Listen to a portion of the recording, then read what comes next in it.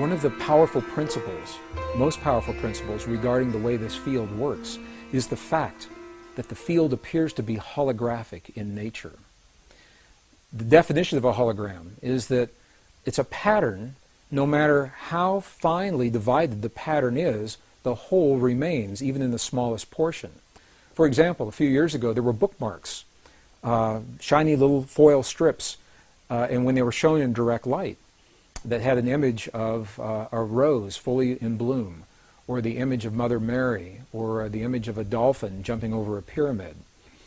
And in these bookmarks, if they were truly holograms, you could take and cut them into the smallest pieces, and then take the smallest one of those and cut it again, and look at it under magnification, and the entire pattern would still remain even in the smallest piece. And I share this principle now because it appears that consciousness, our consciousness through this field, works precisely this way. What it means is that all of us, as smaller portions of a greater pattern, are connected. And the seemingly little things that we do in our lives, day in and day out, the way we respond to one another at the family dinner table during our conversations, the way that we feel about the 6 o'clock news, the way that we respond to a driver that cuts us off on the freeway just before we get to our exit, in those seemingly insignificant moments of life, we are actually having a conversation with this field, the quantum hologram, the mind of God, individually. And when we put all of our little conversations together, that becomes the collective answer. The field mirrors back our collective love, our collective appreciation and gratitude, or our collective anger and rage and fear. So as we watch the events in our lives and our world unfold, and we ask ourselves, why are these things happening? And how can these things happen the way we see them? We might want to keep these principles in mind and ask yourself, do you believe, do you see these principles that I've just described? Do you see them playing out in the world around you? And if so, if the principle works in one direction, it works in the other direction. As we begin to feel the feelings of the things that we choose to experience in our lives and our world, by definition, the hologram must mirror those things back to us. I hear from so many people that when we offer our prayers from within our bodies, that they need to be sent to the place that we choose for them to be. If we want prayers in the Middle East, that we have to send that energy there.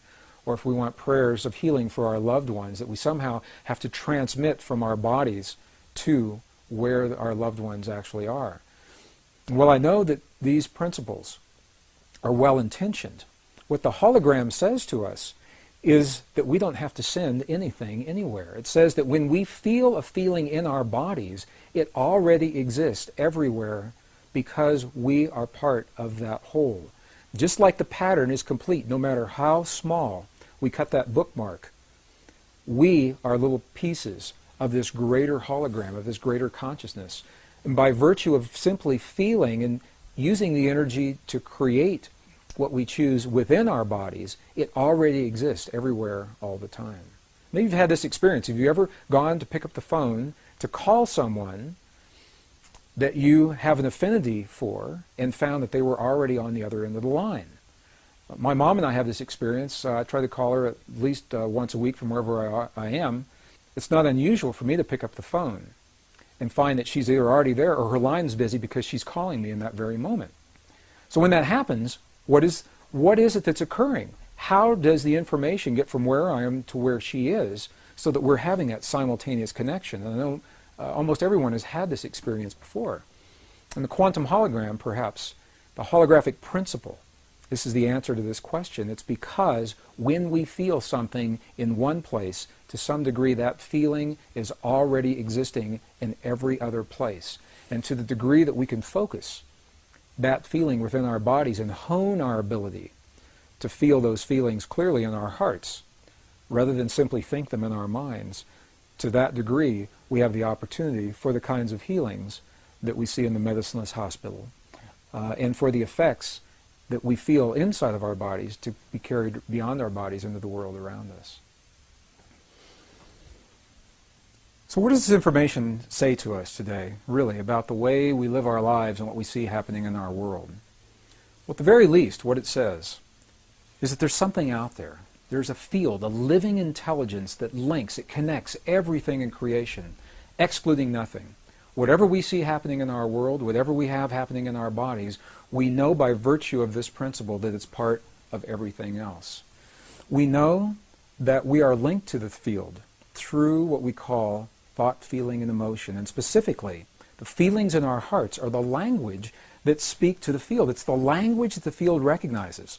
The field may not recognize the mental processes of language when we say, "Dear God, please let there be peace in our world." However, the field definitely recognizes the language of the feeling when we feel the feeling in our hearts as if that peace is already there.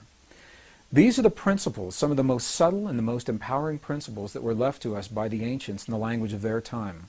Today, 400 years after the birth of Western science, we are only now beginning to understand precisely the same principles. So while we may not fully understand everything there is to know about this field, where it comes from, or why it's there, we do know enough to apply in our lives the principles that we've seen work under laboratory conditions that the ancients left for us as well. From my perspective, this is a very empowering body of information, because it takes the idea of prayer beyond any religious or spiritual tradition and makes it an inner technology that's open to everyone, regardless of our beliefs, or our lifestyles, or our bloodlines, or our heritage, or how or where we choose to live our lives. What it says to us in every moment of life, we're having a feeling. And by virtue of that feeling, we're communicating to the world around us.